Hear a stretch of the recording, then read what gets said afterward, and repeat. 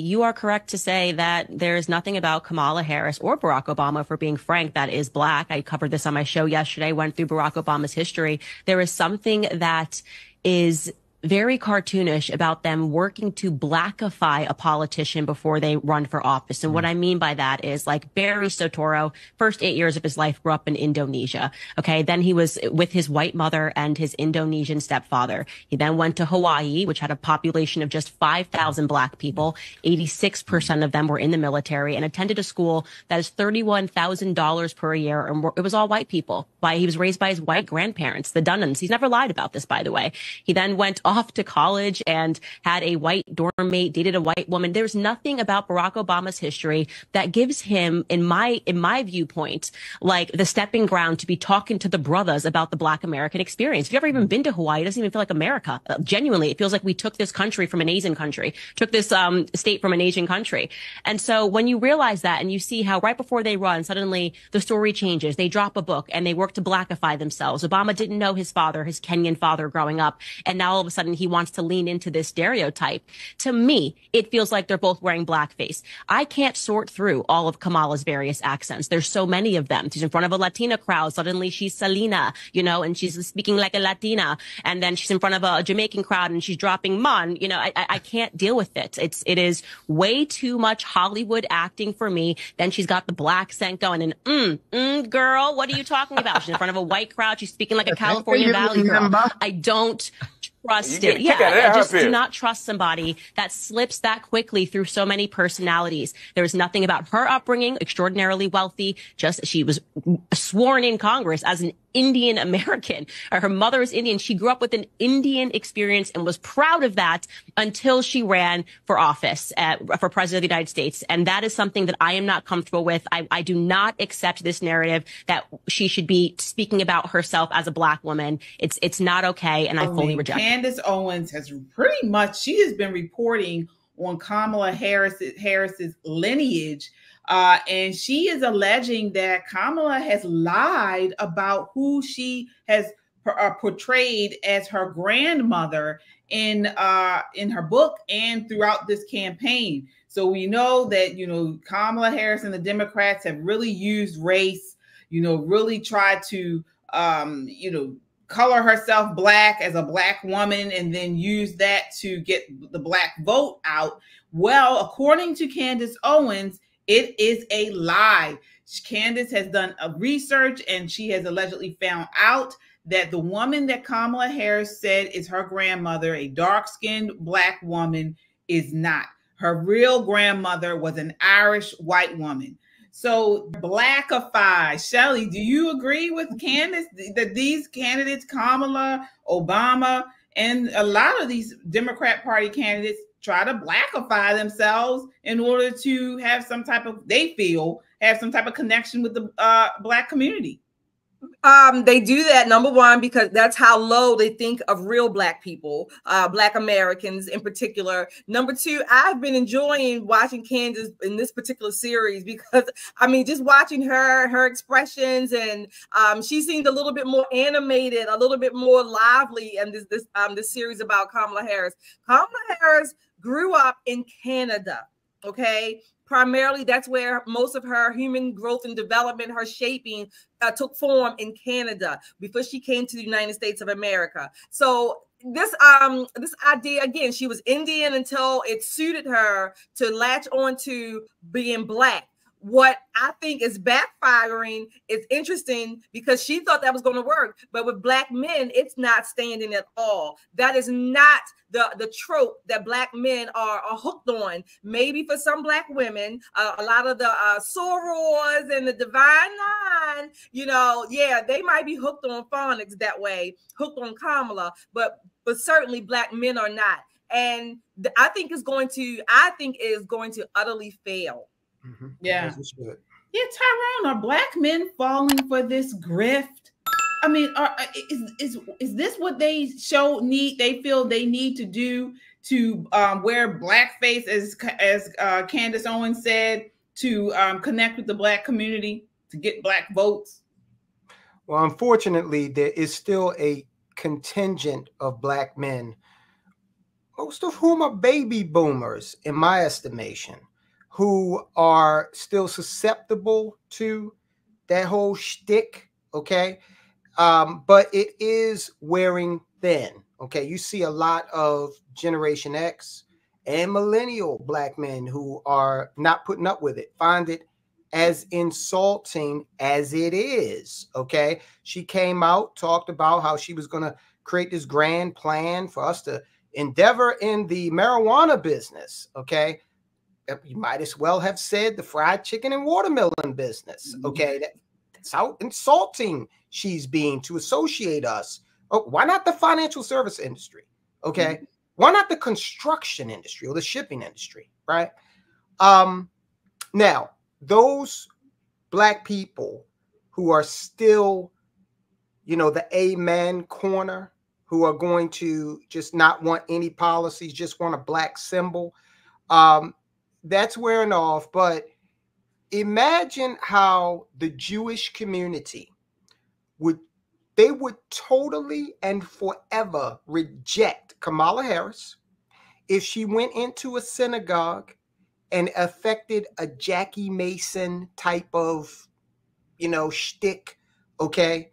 If she went into any Asian church and, you know, tried to, you know, do a stereotypical offensive, you know, who did it? Mickey Rooney in Breakfast at Tiffany's. Oh, yeah. Or the Hispanics, you know, if you went in and tried to, you know, imitate Julio Cesar Chavez, those communities, you would be done, and rightfully so. I love you back.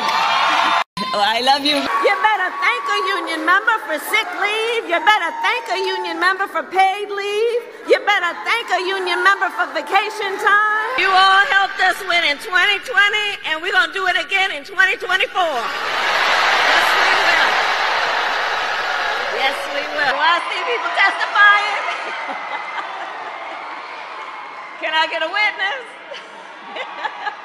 With us in government, we campaign with the plan. Uppercase T, uppercase P, the plan. And then the environment is such that we're expected to defend the plan. Since when does the vice president have what sounds like a Southern accent? I have no idea what you're talking about.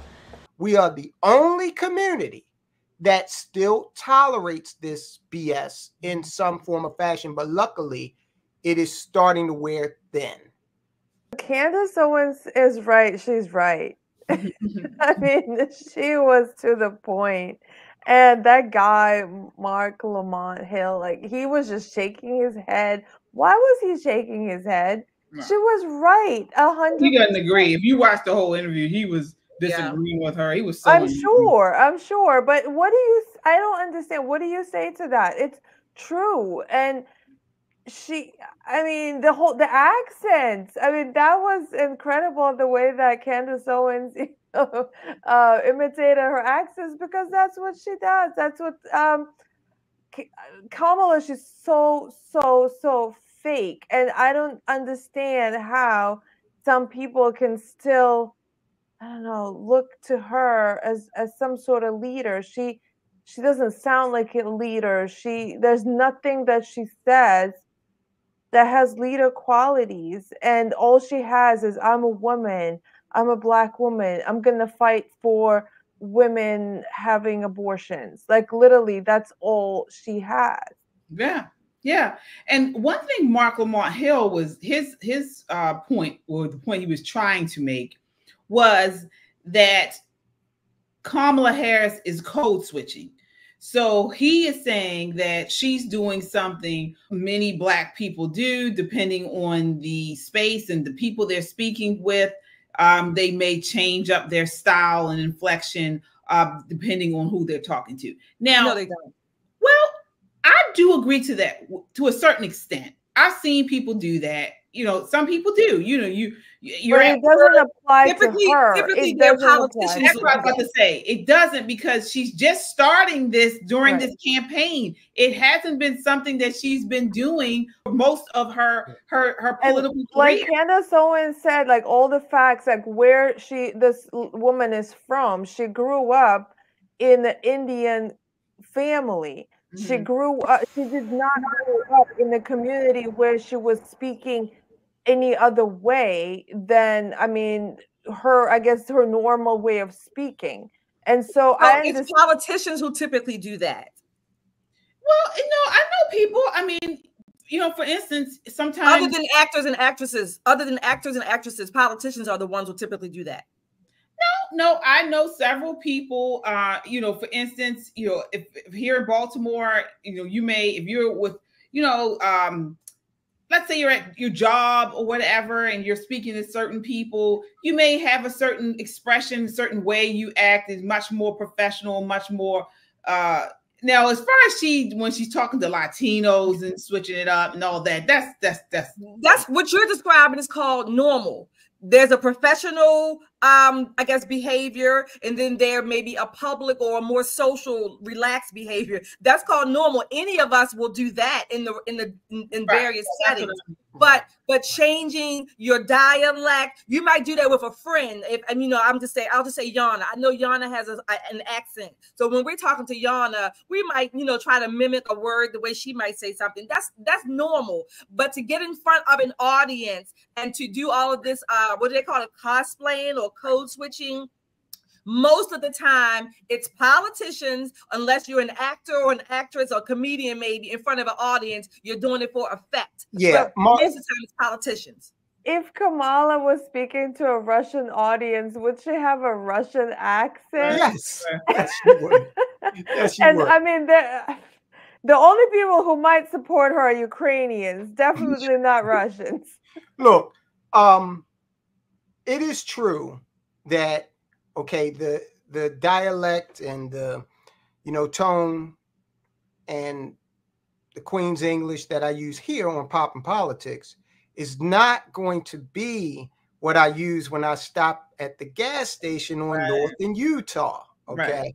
Right. So that's more survival, right? Kamala Harris is not in those situations. All right. So I don't think she's too comfortable with herself. Exactly. She's socially awkward. Okay. She's very awkward.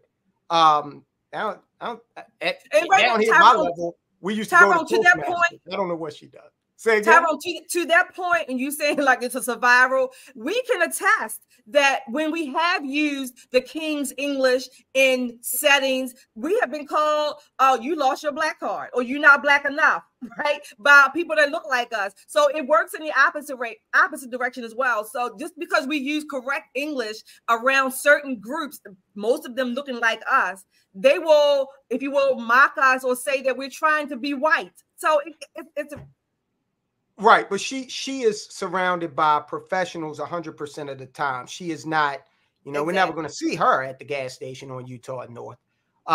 Exactly. So there's no reason for her to insult these audiences. But the shame of it is that a lot of these audiences take it in stride. Okay. If you're at a black church, it's one of the things I find most disgusting is they will get up there and do that little thing, and a chorus of amens will follow. Yeah, they fall for it. That's what we're going to get into next. Before